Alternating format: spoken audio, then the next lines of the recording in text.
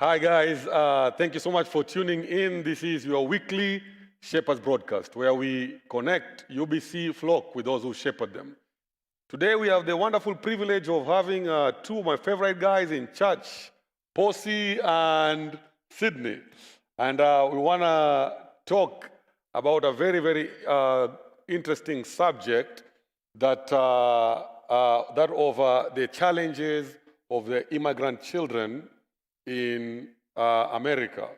And this week we're going to start with the guys that came here as teenagers. And then next week we're gonna go to the guys that came here as kids. And then the third week we're going to be talking to people who were born here, to immigrant parents. And so Posey and Sydney, I want you guys to introduce yourselves. Tell us your name and what you do at UBC.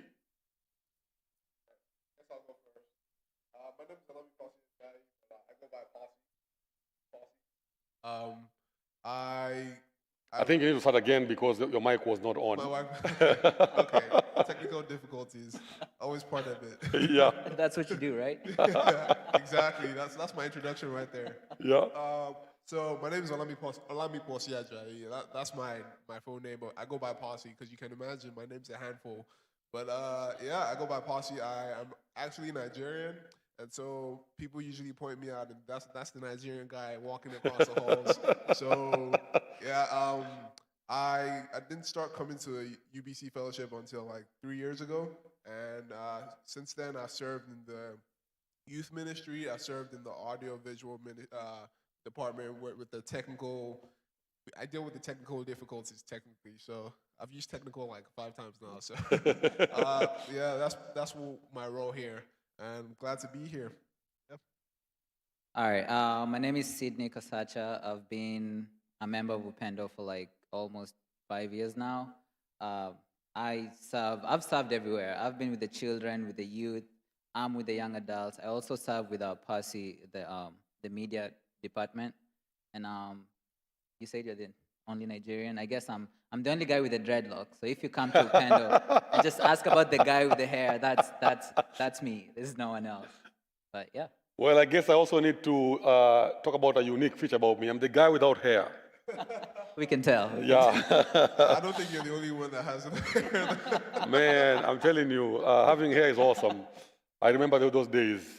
Just enjoy it. Enjoy it while it lasts, man. Yes, sir. So we're gonna just start by asking you guys, when you came to America, how old were you? We'll start over here with Sydney. All right, so I came to America 5 years ago. So I was 18. I just turned 18, so I was legal in Kenya, and then I just came to America right after that. But yeah. I came when I was 17. Technically, I was 16, but it was 5 days till my birthday. So it was when I was 17 that I got here. And yeah, I've been here ever since.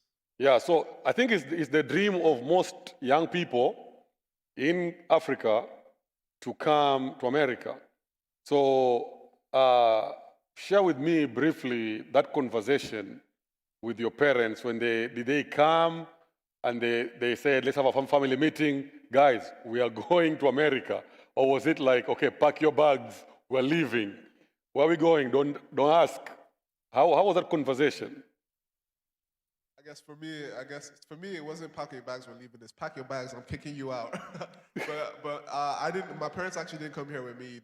They sent me over here because school. So it was mostly like me just coming here on my own. So it was kind of a different experience from the typical immigrant child that comes over here. So you are 17, 16 really? Yeah. And they sent you to America by yourself? Yeah. So you got on a plane in Nigeria. Actually, let me rephrase that. My mom came with me to help me settle down. She didn't come to live with me. She came to drop me off. So your mom came with you? Yeah. That is so much better. Okay. Because I'm thinking, man, 16 years old. Yeah. Yeah, I have a 13-year-old daughter, so that's three more years, and I can just let her go, whatever. Man, that's scary. That's the legal age in Nigeria. No, I'm just messing with you. Yeah. So how was that conversation? Was it like you came to school? Okay. So yeah, the conversation was like, I think it's something that they always knew Mm-hmm. that I would come over here. So it wasn't that much of a conversation, but there was a lot of excitement when I finally made the move. Yeah, awesome. How about you? For me, my mom has been here longer, so like 15 plus years. Okay. So she lived here while I lived back home with my dad. My dad, he doesn't like America. Yeah. Typical African man. Like, stay with the culture. Yeah. And so he didn't want us to come here with the, basically because America has this notion from the movies, kind of, I'll get spoiled basically. I'll kind of lose my life if I came here when I was kind of young and didn't really know myself. And so I finished high school, and then I still asked my dad, hey, can I go to America? And he's like, no, you're staying here. I'm like, okay then. And so I stayed, I started college, and then all of a sudden, he's like, Sydney, I think you're grown enough to now know what you want in your life. So I'm gonna let you guys, me and my siblings, I'm gonna let you guys go to America. And the next week, I just took a flight and came here. Wow. Yeah. That was Spontaneous. Wow. that was very dramatic. Yep. I wasn't ready for America, but So you guys, the first time you came to America, that was your first time to come to America. You didn't have like a pre-wedding America. Let's go to America, check it out. oh no, for me it was first time. I remember it was in December, so that Yeah. was winter, Oh. and my mom told me, dress warm. I was like, oh yeah, just sweater. Kenya was so ashy. It's just Oh yeah. Fortunately for me, I'd been here. I had a pre-wedding, like you said. I have an aunt that lives here, so Also, you had visited. I'd visited before. Ah, okay. So it was. I mean, I was very young when I visited, so Yeah. there really didn't. I didn't have any clear memories of what it was like here. So But the process of coming here was, because I remember, like when I came to America for the first time, I had never been in a plane. say, Or the same thing with you? Yeah. I was born in Mombasa. I'd never left my home to go. So the farthest so for me to leave Kenya, to go the farthest place I've been was to come to Texas. So you can imagine that was something. British Airways, you sit there, and whenever they say, put on a seatbelt, I'm studying that. Whenever they're talking, I'm like listening as if there's an exam after that, because I'm like, I don't know how to put on a seatbelt. And it took me, I think it was an 8-hour flight to London, and I didn't discover that you can eat for free until like the second meal or the second snack or something. so you just So when in they the said you plane? want, So when they say you want food, I said no. refused it. I don't have money to pay for it, and I don't know how expensive it is. I'm like, man. So that was my I was embarrassed, man. And then they're like, are you not hungry? I'm like, I am, but I can't afford. They say it's part of your ticket. And I'm like, man, But it makes for if I write a book one day, that would be a funny part of the book. All right. So what was your first impression of America when you guys got here? you mean like before or what? Yeah, before you came to America, what did you think America was? And was America what it was in your mind Yeah. when you got here? Yeah, so basically for anyone who hasn't been to America, all we know about America is from the movies. Like we watch the movies and we see these kind of nice life, comfortable life, nice cars and all that stuff. And then I got to the airport and coming outside, I saw like a Toyota Corolla or something like that. I'm kind of like, I've seen this in Kenya. Like, is America that special? Because that was for me. And then on my drive to where we lived at that particular point in time, it kind of seemed normal, I guess, until when I went to like downtown Dallas. That's when I was like, oh, that's a really fancy building. Yeah. But I had the land of milk and honey kind of expectation. Yeah. Like everything is just gonna be mind blowing. But then for the most part, I was amazed how clean America is. That's the first thing that I notice every time. Like I still notice that when I go to Kenya and come back, like how clean America is, and how clean the Kenyan airport is. And then when you get out of the airport, reality sinks. Yeah. At least your airport is clean. Like nothing is clean back home. We have worked hard on it. Oh yeah. You still can smell the loose before you get there, which is something that I'm still. I put on those suggestion box in the airport. I still put those in there. Please, I don't want to smell the toilet before I see it. But I guess people think it's a joke, but it's not. How about you? What's your first impression when you the second time you came now as a, when I had the real memory. yes, Yeah. yes. So for me, I don't know. I think I was way more impressed than I guess you guys might have been. Right from the start, I could just tell. Maybe Nigeria is just that bad. I'm just Now we know. I love my country. I love Nigeria with all my heart. But yeah, from the start, the highways here in Texas. Oh yeah, Oh yeah, oh oh yeah. yeah, yeah. I agree with that. I am still amazed until today, and I've been here long. Exactly, You know. right? It's like you're going through all these loops and everything. So that really impressed me. Like compared to Nigeria, like I was used to all these roads with portholes. Yep. Sometimes some of them weren't even paved. They didn't have any concrete on them. It was just like sand, you know. And Yeah. so I'm so used to all of that. And then come in here, like your car is actually driving smoothly. You're not going on a roller coaster as you're driving. Yeah. So that was pretty impressive to me. And so it was like a good picture of what actually it beat my expectations in that sense, you know. Mm-hmm. But yeah, that and then all the high rises, all the buildings around you, you know, the fancy structures and everything. Yeah. And of course the food. Like everyone who knows me knows like, I'm big about fast food and restaurants. And Yeah. it's even one thing I need to work on. But yeah, all these places left and right, especially here in Texas. Well, I don't know. I guess I haven't been around much, but there's a lot of restaurants here. And so it's like, wow, look at all these places. I was in for a good time. That's Yeah. what was in my mind. Well, how about adjusting? How was it adjusting to this country? For me, it was tough Mm-hmm. because well, my life in the past, I've always been around people. I've always been that center of kind of attention. Yeah. Like everywhere I've been, and so Yeah, look where you're sitting. Right in the center of this And attention. he asked me to switch. He asked me to switch with him. So I'm Pass, so man. Come on, we're in church, man. Like, just don't have to expose me like that. But so coming from a place where I was always surrounded by people to Yeah. a place where no one knows me, Yeah. it was a change. It's something that I had to deal with, and I feel like no one really talks about it because like you feel alone, you feel lonely, you feel you don't belong. You can't even. I kind of have an accent right now. Like back then, you can tell. Like fresh, is it fresh off the boat? That's what FOB. Yeah. That's what they call Yeah. us, I guess. So talk about the loneliness. How did you deal with that? Movies. Just Movies. Staying in, watching movies. So you reinforced your lonely life. I had to.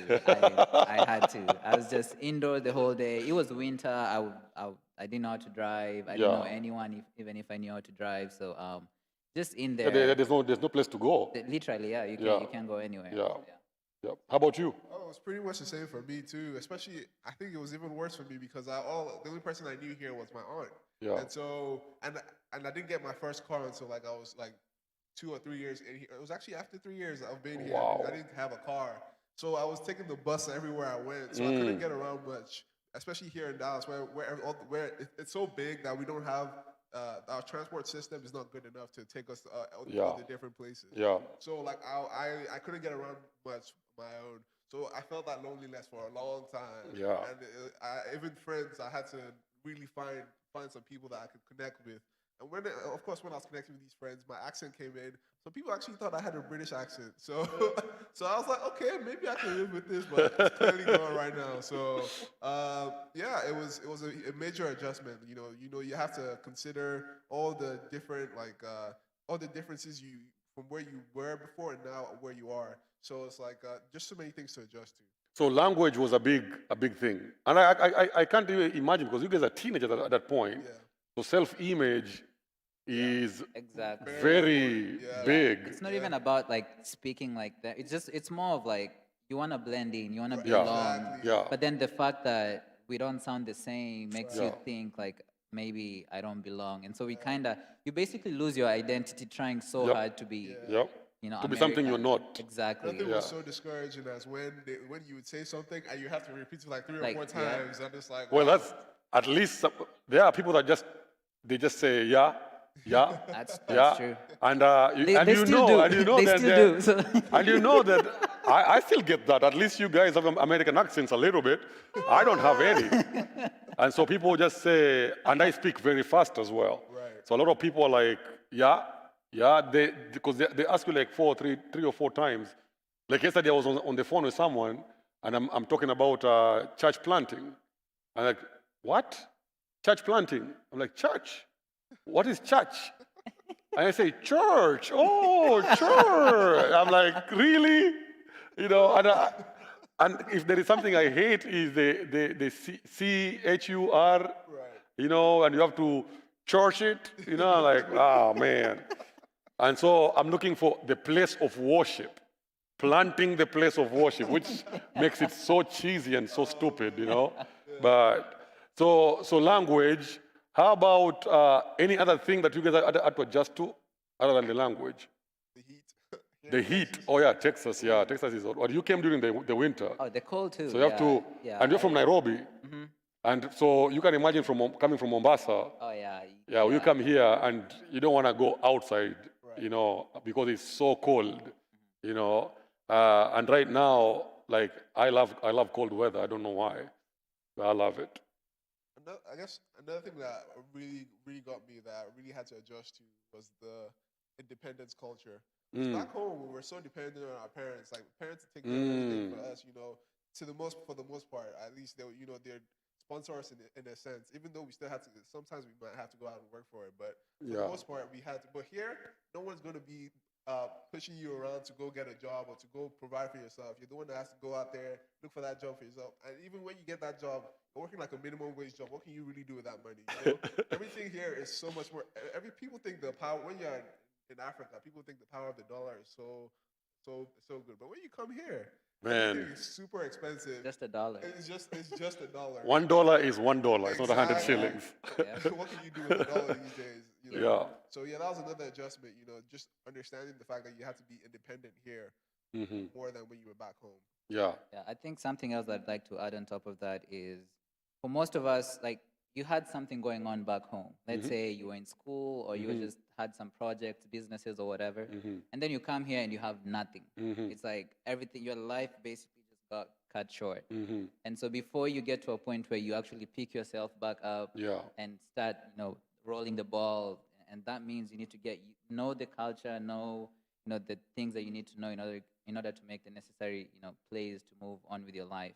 I think that's also something, and we kind of had college, so that kind of helped us blend in Yeah. and kind of know what to do. But I'm trying to think someone who came after college, Yeah. like you were working back home, Yeah. and then you had the chance to come here. Yeah. I feel like it's a whole different. So you had some room to grow into adulthood in this culture. Exactly. Yeah. So, what is the thing that you miss the most about Africa? You, Kenya, and you, Nigeria. I'm assuming there's nothing much to miss in Nigeria, but I'm not gonna talk about that. So, but what's the thing that like when you're sitting somewhere and you're daydreaming about Africa, what is it for you that you miss so much about Africa? Okay, I'll go for that. I think for me, I miss the culture the most. In the sense that, like back home, you're so much more connected to your people. Like Yeah. it's your way of life. So it doesn't seem like you have to attempt to live out the culture. You know, over here, there's so many cultures represented, and that's one of the beautiful things about America. But what that could do is that could also kind of isolate you in a sense. And I know that's kind of counterintuitive, but in a sense, because there's so many cultures, you have to like actively look for your culture. But back home, it's just everyone around you is like It's the same. culture. So Yeah. so like I miss that unity and culture in a sense. I miss the music. I still listen to the music, the food. Like, Yeah. You come here, the food they make. Yes, you might try and make the same things, but the ingredients are just not the same, so it doesn't taste the same. There's no food that like. The Yeah, food is not as good as back home. I remember the other day I was missing cassava. Yeah. And I went and bought cassava and I made it. Well, when I say when you get married, there's something called the marital we. So when we make supper, we don't make supper. She makes it, but we made You're it. there for the support. Exactly. So my wife made cassava, and man, it didn't taste the same, and chapati doesn't taste the same here. So I was asking my wife, what's the deal? And he said it's the smoke and just the environment. Because you make it outside, there is smoke, there is dust, and I guess all that put this taste in it. Dust is a secret ingredient, right? Exactly. I don't have smoke here. Pour some. Well, I guess you can put liquid smoke, it won't be the same. But whenever you make it out of like open fire, so that is just, I don't know. It was crazy. How about you? What do you miss about? I think for me, since I was more of a people's person, Yeah. I feel like I miss more the people that I surrounded myself. But now it's different now. Yeah. But I guess back then, or the first couple of months or years, I just missed. Basically, I was doing life with other people there, and then Yeah. I came here, and we all have those friends. Like, I promise, 20. When I get married, you're gonna be there. Yes. Yeah, that just when you switch countries, like Man, yeah. that's gone. And Long so, distance relationship is not easy. oh yeah, Yeah. oh yeah. So Yeah. yeah, that's what I miss most. Just having those people that I grew up with Yeah. around me. So, like, I keep on hearing the same theme coming up over and over, and it's a theme of community. Do you guys have community here? It seems like people are gonna think in America there's no community, man. I think in a country like America, you need it even more. You need that community as much as you can. And so yes, we are in a community in a sense, and that also helps you connect back to your roots as well. Yeah. Yeah. Do you guys feel like the way I do that it is community is formed more authentically and easier back home than Definitely. here? Here you almost have to. It's almost a job Yep. Yeah. to have community. Yeah, I was about to say, like, back home, your neighbor doesn't have to know you, but he'll check up on you, kind of like, Yeah. hey, like, I saw your kid fall. Is he okay? Yeah. But here you kind of have to be like, I had to be intentional to find people like me and Yeah. surround myself Yeah. with, people like-minded people. And so, yeah, that's definitely needed, especially if you're new to this land. You Yeah. need to find people who you can relate to and can kind of introduce America to you. Yeah. Yeah. So you've been here for 5 years. Yeah, Have you had a chance to go back? I have. How was that like? It was different. Yeah. So I basically, well, my mentality going back was I want to go back to the people that I left, that the community that I had back then. But then what you don't think about is I think it was a year, just 1 year, but then people's lives move on. Yeah. So I'm going back to that college friend, but then that college friend graduated, now has a job, doesn't have time for me, is planning Yeah. to get married and all that stuff. Yeah. And so if you're in America with the mentality where I'm just here to do these 5 years and then go back to the people that I left, Yeah. they left you and you left them, Yeah. basically. And so Yeah. that was the shock that I had. And so with that in my mind, I kind of had to, basically my life is where I'm at. Yeah. So since I'm here, I'll be here fully. If I go home, if they're there, they'll be there. But most of the time, their life went on. Yeah. Now, was there a moment where you're there, you're excited, you landed, and then after a few, was it like for me? It's always the 3-week mark. I'm like, I want to come back. Like I'm done. I've the newness of being in Kenya for me. So I'm looking forward to coming back to America. Did that happen to you? It did. It did. How long? Yeah. How long were you there for? I went for 2 months. Oh wow. Yeah, because it was just a few months after I came, because I was kind of like, since, as I mentioned earlier, my mom was just like, hey, Sydney, next Wednesday, go. Kind of like, Mom, I have exams. Like, I'm not even ready. And she's just like, just come. Yeah. And so I wanted to go back and kind of like, hey guys, I'm now leaving for real. Yeah. And stuff like that. But so that's why I stayed for 2 months. Yeah. But then after a few weeks, after like 2 or 3 weeks, I was Yeah. kind of like, well, everyone else's life is going on Yes. except mine, because I'm just there. Like, Yeah. people here are working and going to Yeah. school. People there are doing the same thing. I Yeah. was just there. Yeah. And so I kind of had that feeling where, all right, I need to go back I'm ready. and get back, to my life. Exactly. How about you? Have you gone back since you came? I've gone back. Yeah. How was that like? It was like Sydney said. It was different. It's like you grew up in this place and then you come back as a stranger in a sense. You've socialized so much to the environment around here. Like people, you've started to grow roots here. And when you go back, it's like you start to see like differences between when you were there and what's going on now. And so like that was kind of the experience for me. And not really more about the people, but more about the environment. Like the Yeah. environment had changed so much for me. Not just physically, but also like communally as well. Like people had left, people had moved on, all kinds of changes. And so Yeah. the things that really made Nigeria for me kind of where it slowly dissipated away, you know. So it was like an entirely different experience. Yeah. Yeah, and so I go back and I see all these differences, and I'm like, wow, okay, I don't think I can really live in this environment anymore because I socialized so much to this one. Yeah. Yep. Man, that's deep. So because you don't really know how much you're changing and how much the environment you live changes you Right. Yeah. until you go back to your normal and you discover, man, that normal is not normal anymore. You know. Well, we're almost out of time, but I want to ask this last question. So on a scale of 1 to 10, how American do you feel? One being nothing and 10 being, man, I'm all in. I'm American. I still have instances where I'm reminded how African I am. Yeah. And so if I was to give it a number, I would say maybe 7. I think Yeah, that's pretty high. That's I awesome. think 7 is because I mean at this point in my life, most of my plans are here. Yeah. Like I'm everything. This is it for you. This is Yeah. well. We all came here with that mentality. I'm just here 4 years, 5 years, make Yeah. my money and then go back Yeah. home. Until 3 years in, you're kind of like, well, America is actually not that bad with all Yeah. the opportunities that are here Yeah. and all the people that you can relate to. And as you change, Yeah. your priorities change, your goals change. And Yeah, stuff like because that. seed at 23 is not the same as seed at 18. Oh, definitely. You know?